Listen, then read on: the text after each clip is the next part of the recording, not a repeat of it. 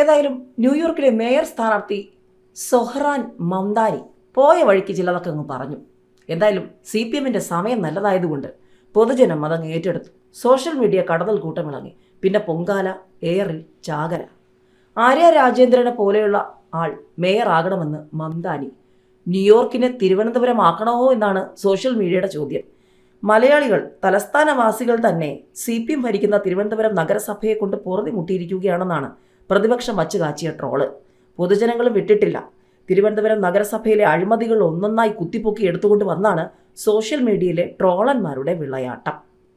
Thiruvananthapuram mayor Arya രാജേന്ദ്രനെ പുകഴ്ത്തി സമൂഹ മാധ്യമത്തിൽ സന്ദേശം പങ്കുവച്ചിറങ്ങിയ ന്യൂയോർക്കിലെ മേയർ സ്ഥാനാർത്ഥിയായ സൊഹ്റാൻ മംദാനിയും തിരുവനന്തപുരം മേയർ ആര്യ രാജേന്ദ്രനുമൊക്കെയാണ് സോഷ്യൽ മീഡിയയിലെ ഇപ്പോഴത്തെ താരങ്ങൾ. ഇന്ത്യയിലെ ഏറ്റവും പ്രായം കുറഞ്ഞ മേയർ എന്ന വിശേഷണത്തോടെ CPM ആര്യ രാജേന്ദ്രനെ തിരുവനന്തപുരം മേയറാക്കിയപ്പോൾ പുതുച്ചേരി CPM 2020 സമൂഹ മാധ്യമത്തിൽ ഒരു പോസ്റ്റ് ഇട്ടിരുന്നു. അതടക്കം കുത്തിപ്പൊക്കിക്കൊണ്ടാണ് ചർച്ചകൾ.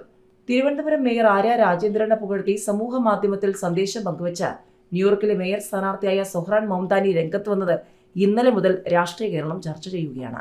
ഇന്ത്യയിലെ ഏറ്റവും പ്രായം കുറഞ്ഞ മേയർ എന്ന വിശേഷണത്തോടെ CPM അവതരിപ്പിച്ച ആര്യ രാജേന്ദ്രൻ വൻ പരാജയമാണെന്നും പക്വതയില്ലെന്ന വിമർശനവുമായി കോൺഗ്രസ് BJP നേതാക്കൾ രംഗത്ത് വന്നതും നഗരസഭയിലെ പ്രതിപക്ഷം പലപ്പോഴായി ആഞ്ഞടിച്ചതുമൊക്കെ കേരളം കണ്ടതാണ്. ന്യൂയോർക്ക് മേയർ എങ്ങനെയായിരിക്കണം എന്നതിനെക്കുറിച്ച് ചർച്ച ചെയ്യവെയാണ് ആര്യ രാജേന്ദ്രനെ കുറിച്ചുള്ള ഈ പോസ്റ്റ് സൊഹ്റാൻ മംദാനി പങ്കുവച്ചത്. പ്രായം കുറഞ്ഞ മേയർ വരണമെന്ന വാദത്തിന് ഊന്നൽ നൽകാനാണ് സൊഹ്റാൻ മംദാനി ഈ പോസ്റ്റ് പങ്കുവച്ചത്. ഇതോടെ സമൂഹ മാധ്യമങ്ങളിൽ നിരവധി പ്രതികരണങ്ങളാണ് വന്നത്. ന്യൂയോർക്കിനെ തിരുവനന്തപുരം പോലെ ആക്കാനാണോ ഉദ്ദേശമെന്നാണ് ചിലരുടെ ചോദ്യം. തിരുവനന്തപുരത്തെ മേയറൂട്ടിയെ കൊണ്ട് പുറതിമുട്ടി എന്നായിരുന്നു മറ്റു ചിലരുടെ പ്രതികരണം. ആറ്റുകാൽ പൊങ്കാലയ്ക്ക് വന്ന സ്ത്രീകൾ അടുപ്പ് കൂട്ടിയ ഇഷ്ടികകൾ നീക്കം ചെയ്തതുൾപ്പെടെ ഒട്ടേറെ വിവാദങ്ങൾ ആര്യ രാജേന്ദ്രന് നേരെ പ്രതിപക്ഷം ഉയർത്തിയിരുന്നു. ഒരു KSRTC ബസ് ഡ്രൈവറും ആര്യ രാജേന്ദ്രനും തമ്മിലുണ്ടായ വഴക്കും വലിയ വിവാദമായിരുന്നു. ആര്യയുടെ പല പരിഷ്കാരങ്ങളും ചർച്ചയായിരുന്നു. ഇതിനെതിരെ പ്രതിപക്ഷം നയിച്ച സമരങ്ങൾ തിരുവനന്തപുരം കോർപ്പറേഷനിൽ നടന്നിട്ടുണ്ട്. എന്തിനധികം കഴിഞ്ഞ ദിവസങ്ങളിലും തിരുവനന്തപുരത്ത് CPM BJP കൗൺസിലർമാർ ഏറ്റുമുട്ടുന്നതും രാഷ്ട്രീയ കേരളം കണ്ടതാണ്. 21 വയസ്സ് മാത്രം പ്രായമുണ്ടായിരുന്ന ആര്യ രാജേന്ദ്രൻ ഇന്ത്യയിലെ തന്നെ ഏറ്റവും പ്രായം കുറഞ്ഞ മേയറായിരുന്നു. ഇപ്പോഴത്തെ മഹാരാഷ്ട്ര മുഖ്യമന്ത്രി ദേവേന്ദ്ര ഫട്നാവിസ് ആയിരുന്നു അതുവരെ ഏറ്റവും പ്രായം കുറഞ്ഞ മേയർ. ഫട്നാവിസ് നാഗ്പൂർ മേയറായത് 27-ാം വയസ്സിലാണ്. സൊഹ്റാൻ മംദാനി ന്യൂയോർക്ക് മേയർ സ്ഥാനാർത്ഥിയാകാനുള്ള പ്രാഥമിക റൗണ്ടിൽ വിജയിച്ചിരുന്നു. നവംബറിലാണ് അന്തിമ റൗണ്ട് മത്സരം. ട്രംപിന്റെ റിപ്പബ്ലിക്കൻ സ്ഥാനാർത്ഥിയെ പിന്തള്ളിയാണ് ഡെമോക്രാറ്റ് സ്ഥാനാർത്ഥിയായ സൊഹ്റാൻ മംദാനി മുന്നിലെത്തിയത്. തെരഞ്ഞെടുക്കപ്പെട്ടാൽ ന്യൂയോർക്കിന്റെ ചരിത്രത്തിൽ മേയറാകുന്ന ആദ്യ മുസ്ലിമായി സൊഹ്റാൻ മംദാനി മാറും.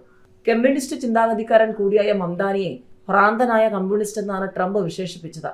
സൊഹ്റാൻ മംദാനിക്ക് അനുകൂലമായി ഇന്ത്യയിലെ മുസ്ലിം സംഘടനകളും NGOകളും കമ്മ്യൂണിസ്റ്റുകളും സമൂഹ മാധ്യമങ്ങളിൽ വൻ പ്രചാരണമാണ് ഇന്ത്യയിൽ അഴിച്ചുവിടുന്നത്. പക്ഷേ ഇയാൾ മേയറായാൽ ന്യൂയോർക്കിൽ വീണ്ടും പലസ്തീൻ തരംഗം ആഞ്ഞടിക്കുമെന്നാണ് ട്രംപ് വിമർശിക്കുന്നത്. അതിനാൽ മംദാനിയെ തോൽപ്പിക്കാൻ കച്ചകെട്ടി ട്രംപും റിപ്പബ്ലിക്കൻ പാർട്ടിയും രംഗത്തുണ്ട്. എന്തിന്, ഡെമോക്രാറ്റ് നേതാവായ ബിൽ ക്ലിന്റൺ പോലും സൊഹ്റാൻ മംദാനിക്കെതിരെ രംഗത്തുണ്ട്. മുസ്ലിം ആധിപത്യം ന്യൂയോർക്കിൽ വരാൻ സമ്മതിക്കില്ലെന്ന നിലപാടാണ് ബിൽ ക്ലിന്റൺ മംദാനിക്കെതിരെ രംഗത്ത് വരാൻ കാരണം.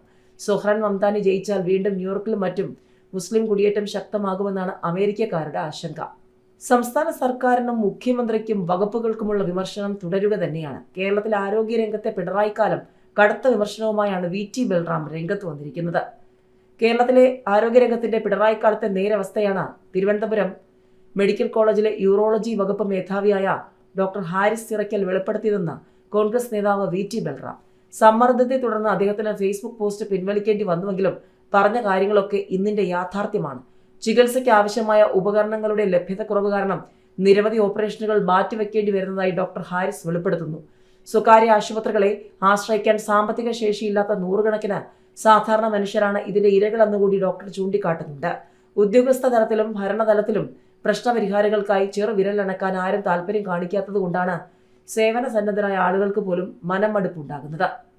ആരോഗ്യവകുപ്പ് ഭരണത്തിനെതിരെ ശക്തമായ വിമർശനം ഉന്നയിക്കുന്ന ഈ ഡോക്ടർ ഹാരിസ് ചിറക്കൽ ഒരു കോൺഗ്രസ്സുകാരനോ UDFകാരനോ ആണെന്ന് കരുതുന്നില്ല. കാരണം ഈ അടുത്ത ദിവസം പോലും നിലമ്പൂരിലെ M സ്വരാജിന്റെ തോൽവിയെ ന്യായീകരിച്ചുകൊണ്ടുള്ള CPM ക്യാപ്സൂൾ രൂപത്തിലുള്ള പോസ്റ്റ് ഇതേ ഡോക്ടറുടേതായി കണ്ടിരുന്നു. സർക്കാർ സർവീസിലുള്ള ഒരാൾ അങ്ങനെ പ്രത്യക്ഷമായി കക്ഷി രാഷ്ട്രീയത്തിൽ ഇടപെടുന്നത് ശരിയാണോ എന്നത് വേറെ കാര്യം. ഏതായാലും PR പൊലിപ്പിക്കലുകൾക്കപ്പുറം കേരളത്തിലെ ആരോഗ്യരംഗത്തെ ദുരവസ്ഥയെക്കുറിച്ച് സത്യസന്ധമായ വിലയിരുത്തലുകൾ ഉണ്ടാകണമെന്നും അടിയന്തരമായ പരിഹാരങ്ങൾ ഉണ്ടാകണമെന്നും അദ്ദേഹം ആവശ്യപ്പെടുകയാണ്. സെക്രട്ടേറിയറ്റിലാണെങ്കിൽ ഓരോ ദിവസവും ഫയലുകൾ കുന്നുകൂടുകയാണ്.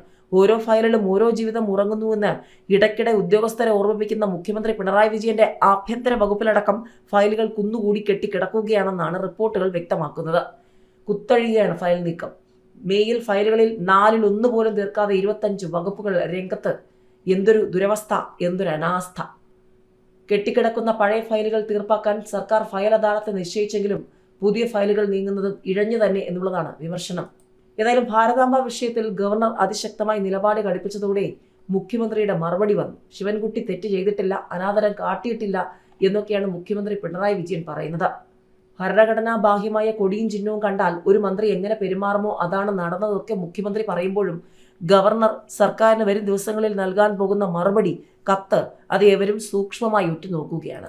സംസ്ഥാനത്തെ ആഭ്യന്തര വകുപ്പിലേക്ക് വരുമ്പോൾ മുഖ്യമന്ത്രി പിണറായി വിജയൻ ഇഷ്ടക്കാരെ തിരികെ കയറ്റാൻ നോക്കിയെങ്കിലും എല്ലാം വെട്ടിനിരത്തിയിരിക്കുകയാണ് കേന്ദ്രത്തിന്റെ പട്ടിക. അജിത് കുമാർ പട്ടികയിലില്ല. യോഗേഷ് ഗുപ്തയെ സംസ്ഥാന സർക്കാർ തന്നെ പൂട്ടാനിറങ്ങിയെങ്കിലും യോഗേഷ് ഗുപ്തയും അതിശക്തമായി നിലപാട് വ്യക്തമാക്കി മുന്നോട്ട് പോകുന്നുണ്ട്. ഇതിനിടയിൽ റവാഡ ചന്ദ്രശേഖർ എന്ന പേര് ലിസ്റ്റിൽ 1 മാത്രമായിരുന്നെങ്കിലും ഇപ്പോൾ ലിസ്റ്റിൽ മുന്നിലെത്തുന്നു എന്നുള്ളതാണ് ഏറ്റവും പുതിയ റിപ്പോർട്ടുകൾ. റവാഡ ചന്ദ്രശേഖർ ആയിരിക്കും പുതിയ DGP എന്നുള്ള സൂചനകൾ, കേരളത്തിലേക്ക് എത്താൻ നിർദ്ദേശമെന്നുള്ള വാർത്തകൾ ചർച്ചയാവുകയാണ്. ഏതായാലും കഴിഞ്ഞയാഴ്ചയിൽ മുഖ്യമന്ത്രിയെ നേരിൽ കണ്ടിരുന്നു. നിലവിൽ കേന്ദ്ര ഇന്റലിജൻസ് ബ്യൂറോ സ്പെഷ്യൽ ഡയറക്ടറാണ്. CPM എതിർത്താൽ നിതിൻ അഗർവാളിനായിരിക്കും പക്ഷേ സാധ്യത. ഏതായാലും അവസാന നിമിഷം റവാഡ ചന്ദ്രശേഖറിലേക്ക് കാര്യങ്ങൾ എത്തുകയാണ്. റവാഡ ചന്ദ്രശേഖർ സംസ്ഥാന പോലീസ് മേധാവിയായേക്കും. കേന്ദ്ര സർവീസിലുള്ള അദ്ദേഹത്തെ സംസ്ഥാനം വിവരം ധരിപ്പിച്ചതായാണ് സൂചന. എന്നാൽ റവാഡയുടെ നിയമനത്തിനെതിരെ CPM-ൽ നിന്നും രാഷ്ട്രീയ എതിർപ്പുയർന്നാൽ മാത്രം നിതിൻ അഗർവാളിനെ പരിഗണിക്കും. അന്തിമ തീരുമാനം മന്ത്രിസഭാ യോഗത്തിൽ ഉണ്ടാകും. നിലവിൽ കേന്ദ്ര ഇന്റലിജൻസ് ബ്യൂറോ സ്പെഷ്യൽ ഡയറക്ടറായ അദ്ദേഹത്തോട് കേരളത്തിലെത്താനാണ് അനൌദ്യോഗിക നിർദ്ദേശം നൽകിയിരിക്കുന്നുവെന്നാണ് സൂചന. കഴിഞ്ഞയാഴ്ച തിരുവനന്തപുരത്തെത്തിയ റവാഡ ചന്ദ്രശേഖർ മുഖ്യമന്ത്രിയെ നേരിൽ കണ്ടിരുന്നു. നിലവിലെ മേധാവി ദർവേഷ് സാഹിബ് ഉൾപ്പെടെയുള്ള ഉദ്യോഗസ്ഥ പ്രമുഖർ അദ്ദേഹത്തെ പിന്തുണച്ചതും അനുകൂലമായി. പ്രതീക്ഷിക്കുന്നത് പോലെ സംഭവിച്ചാൽ സംസ്ഥാനത്തിന്റെ സമീപകാല ചരിത്രത്തിൽ ആദ്യമായി കേന്ദ്രത്തിൽ നിന്നെത്തി കേരളത്തിന്റെ പോലീസ് മേധാവിയാകുന്നയാളാകും റവാഡ. എന്നാൽ CPM പ്രവർത്തകരുടെ ജീവനെടുത്ത കൂത്തുപറമ്പ് വെടിവയ്പ്പിൽ ഉത്തരവിട്ട ഉദ്യോഗസ്ഥരെന്ന ചരിത്രം തിരിച്ചടിയായും കിടപ്പുണ്ട്. ഈ രാഷ്ട്രീയ കാരണത്താൽ എതിർപ്പുയർന്നാൽ മാത്രമേ മറ്റൊരു ആലോചനയിലേക്ക് കടക്കുകയുള്ളൂ. പിന്നീട് UPSC പട്ടികയിലുള്ള സീനിയറായ നിതിൻ അഗർവാളിനും പട്ടികയ്ക്ക് പുറത്തൊരാളെ തീരുമാനിച്ചാൽ മനോജ് എബ്രഹാമിനുമാണ് സാധ്യത. CPM സംസ്ഥാന സെക്രട്ടറി MV ഗോവിന്ദനുമായി ആശയവിനിമയം നടത്തിയ ശേഷം മന്ത്രിസഭാ യോഗത്തിൽ മുഖ്യമന്ത്രി തീരുമാനം അറിയിക്കും.